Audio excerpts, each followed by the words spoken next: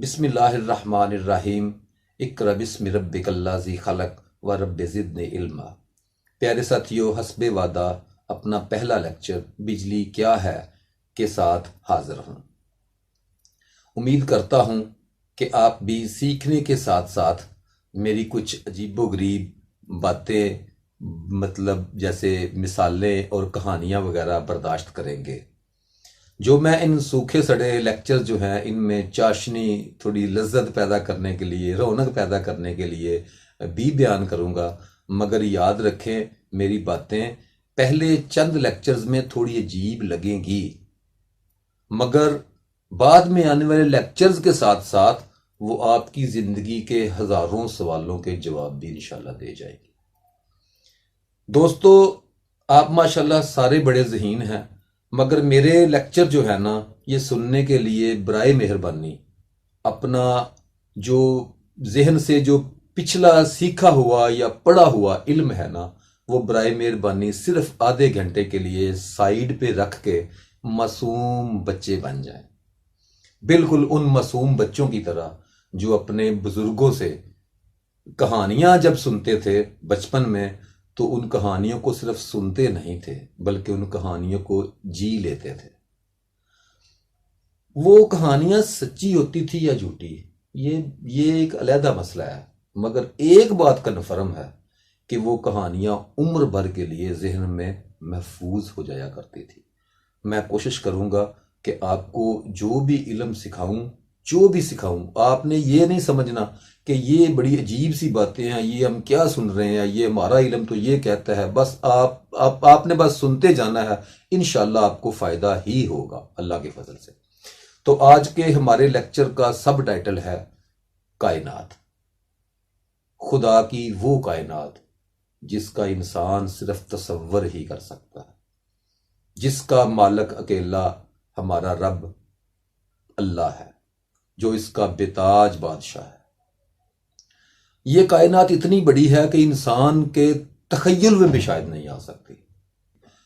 हमारा जो इल्म है ना, जो ज़मीनी इल्म है, फ़र्ज़ करें हमारे पास कुछ फिगर्स हैं, हमारे पास ऐसे लिखते हुए फिगर्स ख़त्म हो सकते हैं। वो क्या कहते हैं कि समंदर स्याही का हो और तमाम दरख्त को कलम बना लिए जाएं, तो खुदा की कुदरतें, खुदा की वुसअतें, खुदा की कायनात की वुसअतें बयान करते हुए कभी नहीं मुकम्मल ही नहीं कर सकेंगे। तो इंसान जो है ना, अपनी सोच के लिहाज से, क्योंकि ये ज़मीन पे नायब है, ये बात ज़हन में रख लें, ये ज़मीन पे नायब है, लेकिन नायब ऐसे नहीं है कि हर एक बंदा ही नायब है, ऐसे बिल्कुल भी नहीं है।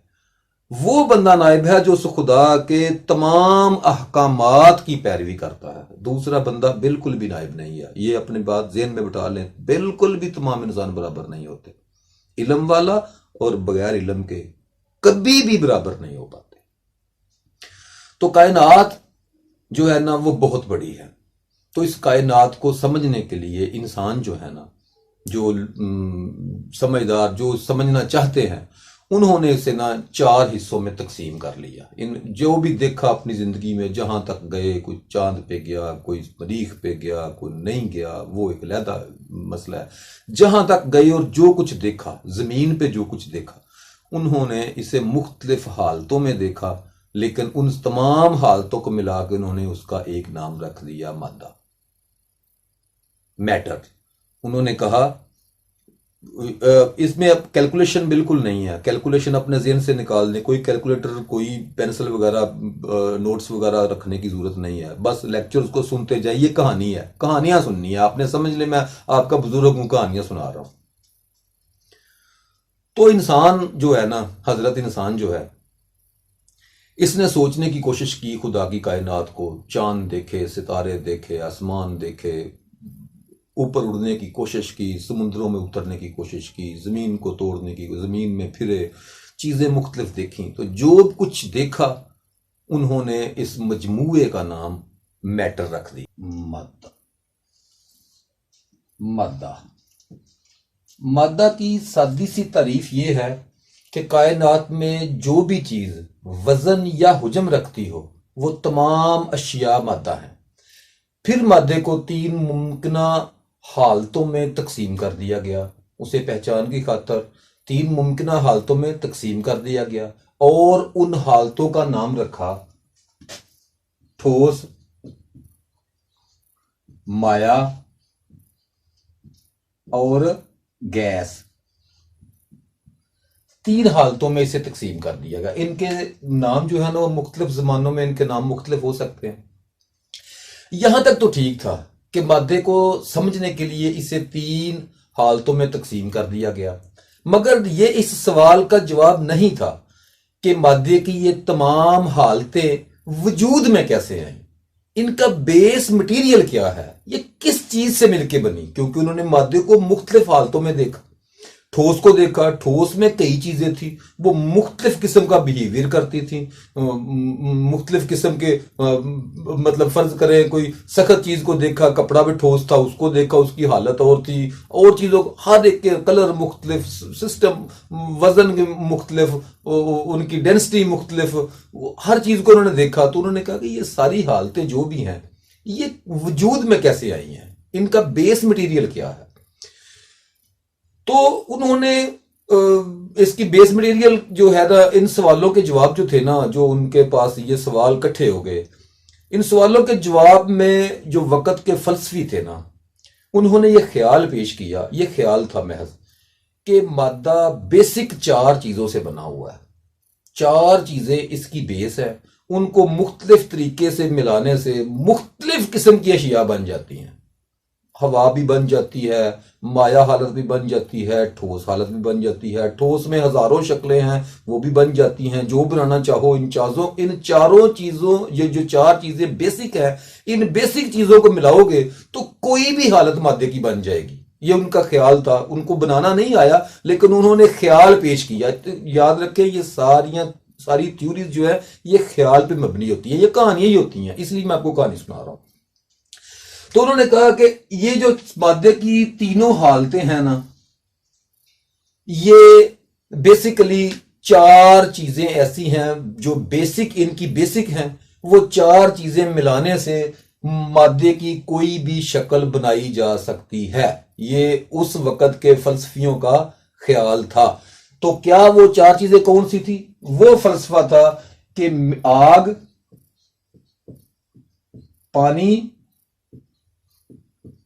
मट्टी और हवा।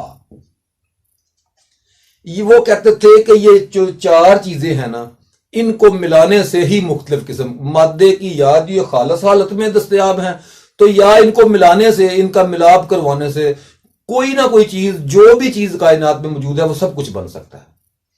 ये फलसफे पुराने थे। मैं आपको इसलिए पुरानी कहानियां सुना रहा हूं ताकि आपको समझ लगे कि वक्त के साथ साथ बिजली कैसे बनी। फिर ख्याल किया जाता है कि एक कदीम यूनानी फलसफी, यूनान का कोई पुराना बंदा, पता नहीं कितने 100 साल पुरानी बात है, ये सच्ची है भी या नहीं, लेकिन आज तारीख की किताबों में या जो किताबें मिल रही हैं उनमें यही लिखा हुआ है कि एक कदीम यूनानी फलसफी ने एक नया फलसफा पेश कर दिया। उसने कहा कि मादा किसी भी हालत में हो, यह सिर्फ एक ही किस्म के जर्रे से मिलकर बना हुआ है। यह बहुत बारीक कोई जर्रा है, उस जर्रे को मैं नहीं जानता। मेरा ख्याल है कि जो भी चीज होगी ना, उसका आखिर अगर आप उसकी बारीकी में जाएंगे तो सिर्फ एक किस्म का जर्रा मिलेगा, और उस ख्याली जर्रे का नाम उसने एटम रख दिया। यह फलसफा पुराना हो गया और नए फलसफे ने नई जगह घेर ली। उसने कहा कि एटम जो है ना, वो बेसिक जर्रा है मादे की तमाम हालतों का। वक़्त बदला, वक़्त बदलने के साथ इंसान ने तरक्की की, मुख्तलिफ चीज़ों को समझने के लिए उसके पास आलात आए, आलात बने। हंगामी तौर पे अल्लाह ने जितना जितना अल्लाह इल्म देना चाहता है ना, उसके मुताबिक हालात पैदा कर देते हैं। याद रखिए, कभी किसी शख्स ने अब जो कहता है ना कि ये मैंने पढ़ लिख के कहा है, वो सब झूठ बोलता है। अल्लाह जिस पे फजल करता है वो किसी पे भी फजल कर सकता है। उससे मैं नहीं कह सकता कि उस पे फजल क्यों किया, मुझ पे फजल क्यों किया, उस पे वो गुनाहगार है उसके फजल क्यों। किसी पे भी अल्लाह फजल कर सकता है, ये उसकी अपनी मर्जी है, वो बादशाह है। हम उसको, उसके जो है ना सिस्टम, उसमें बिल्कुल ना हमारी दखल अंदाजी है, ना हम सोच सकते हैं। तो उसने एक नया नजरिया पेश कर दिया एटम। वक्त गुजरने के साथ जब लोगों में चीज़ों को परखने की ज़्यादा सलाहियत आई, तो आहिस्ता आहिस्ता साइंस ने तरक्की की। तो पता चला कि एटम की तो बाद की बात है यार, ये जो ठोस चीज़ें ही मुख्तलिफ हैं, ये कैसे मुख्तलिफ हैं, ये कैसे हैं। उन्होंने इनको तोड़ना, इनको जांचना शुरू कर दिया, परखना शुरू कर दिया। ठोस को, माया को, गैस को, मादे की मुख्तलिफ हालतों को परखना शुरू कर दिया। अपने हिसाब से परखते रहे, मुख्तलिफ किस्म के फलसफे आते रहे। फिर एक फलसफा वजूद में आया कि वो फलसफा ऐसे वजूद में आया कि साइंसदानों ने मुख्तलिफ चीज़ों को एक ख़ास हद तक तोड़ा। एक ख़ास, वो थोड़ी से नहीं, और तरीकों, साइंसी तरीकों से एक ख़ास हद तक पहुंचने के बाद उन्हें महसूस हुआ कि कुछ चीज़ें ऐसी हैं जो एक ही चीज़ से बनी हुई हैं, वो एक ही किस्म है, उसमें दूसरी किसी किस्म की मिलावट नहीं है, वो बिल्कुल एक ही खालस किस्म है। उसमें उन्होंने उसे मुख्तलिफ तरीकों से परखा, तो पता चला इसकी ये अपनी खास हालत है। तो उन्होंने खास हालतों वाली जो चीजें थी ना, जिसे हम बेस मटेरियल कहते थे, जिसे आग, पानी, मिट्टी और हवा कहा जाता था, उन्हों को समझ लगी कि बेस मटेरियल्स ये नहीं है, बेस मटेरियल्स वो हैं जो बिल्कुल खालस हालत में मौजूद होते हैं, जिनके अंदर किसी किस्म की मिलावट होती ही नहीं, वो बन नहीं सकते, वो आ नहीं कहीं से सकते, वो खुदा के बनाए हुए हैं, उससे दोबारा इंसान बना नहीं सकता। तो उन्होंने वो जो खालस मटेरियल्स थे ना, उनको अलहदा करना शुरू कर दिया और उनके नाम रखने शुरू कर दिए। फिर उनको समझ लगी आहिस्ता आहिस्ता, एक दो तांबे का पता चल गया, ये यार ये तो बिल्कुल खालस है, ये जो कॉपर है ये तो बिल्कुल खालस है, इसमें तो किसी चीज की मिलावट ही नहीं है। फिर आहिस्ता आहिस्ता उनको मुख्तलिफ, और उनका नाम रखा उन्होंने एलिमेंट।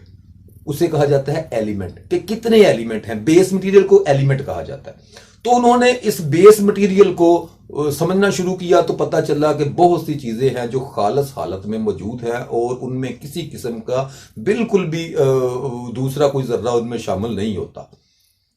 और मुख्तलिफ चीजों को जानने के बाद उन्हें पता चला कि ये बेस मटेरियल जोड़कर और मटेरियल बनाए जा सकते हैं।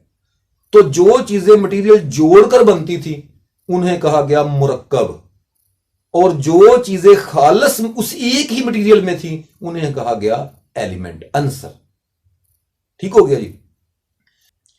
अब तक दुनिया में तकरीबन 109 अनासर दरियाफ्त हो चुके हैं। उन अनासर को मुख्तलिफ तरीके से आपस में मिलाने से तकरीबन कायनात की तमाम चीजें बनती हैं, तकरीबन बना रहे हैं वो। फिर एक नया फलसफा, आज जो अब साइंस तरक्की कर रही है, कुछ चंद साल पहले एक नया फलसफा आया, एक नई तरक्की साइंस ने की, और उन्होंने कहा कि ये जो मादे की 3 हालतें थी ना, ये 3 नहीं 4 हालतें हैं। ठीक है, उन्होंने इसमें एक हालत का इजाफा कर दिया। उन्होंने कहा कि मादे की अब 4 हालतें गिनी जाएंगी। एक हालत होगी प्लाज्मा। प्लाज्मा की डेफिनेशन, फर्ज करें ठोस की डेफिनेशन तो ये है, वो सख्त मटेरियल्स होते हैं। माया की डेफिनेशन ये है कि वो जिस बर्तन में डालेंगे उसी के मुताबिक अपना रूप धार लेंगे। गैस की डेफिनेशन ये है कि इसको जितनी भी जगह मिलेगी अपने हुजम को उतना कर लेगी, अपने जिस्म को उतना कर लेगी, फैल जाती है। तो प्लाज्मा की तारीफ जो है ना, प्लाज्मा आम हालत में तो नजर नहीं आता, आम हालत में शायद नजर, जो मैं जहां तक मैंने अभी तक इसे पढ़ा है, तो ये एक साइंसी सी एक ट्रिक है, साइंस का ही है, सच होगा तो उन्होंने लिखा है ना। तो ये दरअसल साइंसी इस्लाह है, इसके लिए इस्लाह है इनके लिए। लेकिन अभी तक जितनी मैंने किताबों में पढ़ी है, मुझे कोई ऐसी कोई स्टैंडर्ड की डेफिनेशन नहीं मिली इसकी। मैं सच्ची बात करता हूँ, मैं मुतमिन नहीं अभी तक हुआ। मैं कौन सा वैसे इंजीनियर हूं, लेकिन बहरहाल मेरे अभी तक ये मेरे अंदर हजम नहीं हो सका ये जो प्लाज्मा है। बहरहाल ये अब जो मौजूदा थ्योरी है उसके मुताबिक ठोस, माया, गैस और प्लाज्मा में मादा दस्तयाब है। तमाम कायनात इन 4 चीजों में, इन 4 बेसिक हालतों में दस्तयाब है, और ये तमाम की तमाम हालतें जो हैं वो उसी ख्याल के मुताबिक एटम से ही बनी हुई हैं। उन्होंने एटम की जान नहीं छोड़ी, ना इस लफ्ज को छोड़ा, ना इस फलसफे को गलत करार दिया। इस ख्याली फलसफे के साथ साथ ही साइंस आगे सफर करती रही।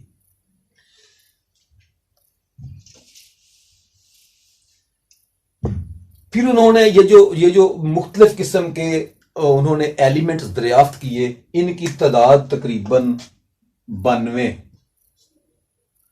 तकरीबन 92 नहीं, तकरीबन 109, तकरीबन 109 या 110।